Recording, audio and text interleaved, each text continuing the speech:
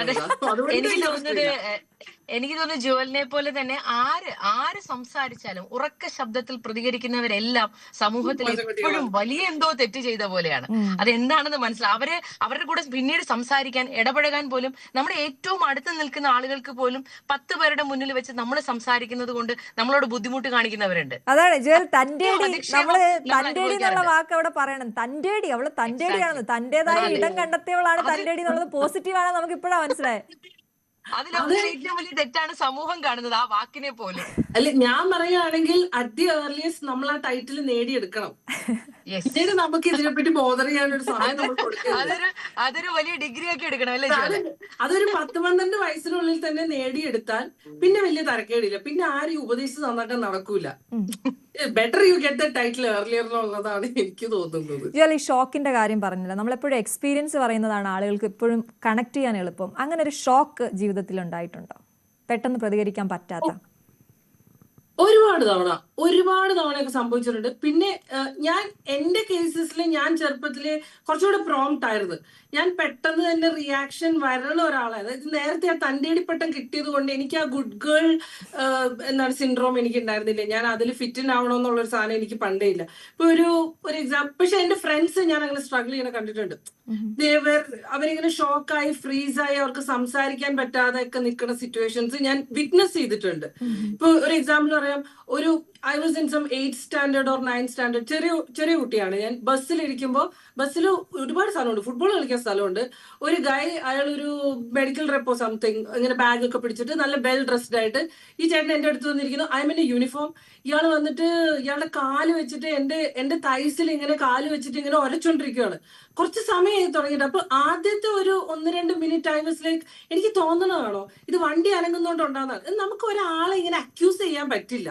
നമ്മുടെ ബോധം അതിന് നമ്മൾ അനുവദിക്കില്ല. ഞാൻ എന്തെങ്കിലും പറഞ്ഞിട്ട് ഈ ചേട്ടന് ബുദ്ധിമുട്ടാവും. അപ്പോഴും ഞാൻ ഇയാളുടെ മുഖത്തേക്ക് നോക്കുമ്പോൾ എവിടെയോ നോക്കി നിന്നിട്ടാണ് ഈ കാലുകൊണ്ടുള്ള കലാപരിപാടി.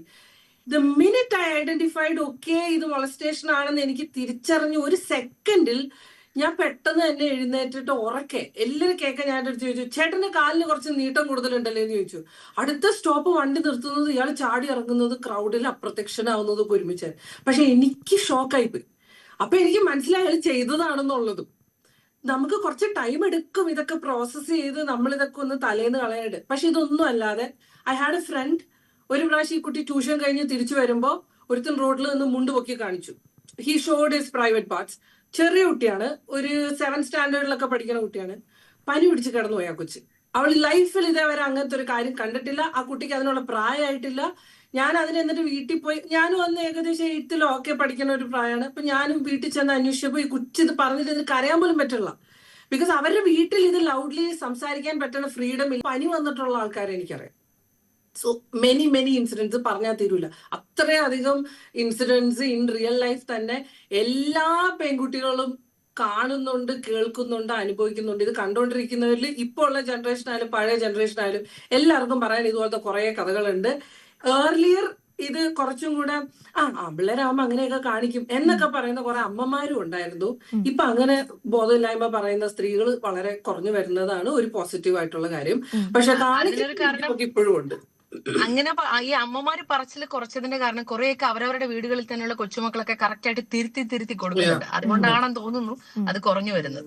ഉമ്മ ചേച്ചി, അതാണ് നമ്മള് ഇത് ചർച്ച ഇത് കാണുന്നവർ പോലെ ഞാൻ പറഞ്ഞു ചിലപ്പോൾ ചോദിക്കും, ഓ തുടങ്ങി അവര് ഒരു വിഷയം കിട്ടി അവര് തുടങ്ങി എന്ന് പറയും. പക്ഷെ നമുക്ക് പറയാനുള്ള നമ്മൾ പറഞ്ഞുകൊണ്ടേയിരിക്കും അല്ലേ ഉമ്മ ചേച്ചി? അതെ, നമ്മുടെ ശബ്ദം ഒരുപാട് തവണ നമ്മുടെ ശബ്ദം ഉയർത്തപ്പെടുമ്പോഴാണ് ഒരു കാര്യത്തിനെങ്കിലും നീതി ലഭിക്കുന്നത് എന്നുള്ളതാണ് ഏറ്റവും വലിയ സത്യം. അതുകൊണ്ട് നമ്മൾ ഇനിയും ശബ്ദം ഉയർത്തിയേ പറ്റുള്ളൂ.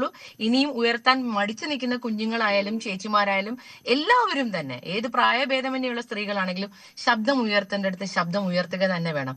അതിന് ഒരാളിന്റെയും സർട്ടിഫിക്കറ്റ് നോക്കാതിരിക്കുക, ഒരാളിന്റെയും സ്നേഹമോ വാത്സല്യമോ നിങ്ങൾ കിട്ടുമെന്ന് പ്രതീക്ഷിക്കുകയും വേണ്ട.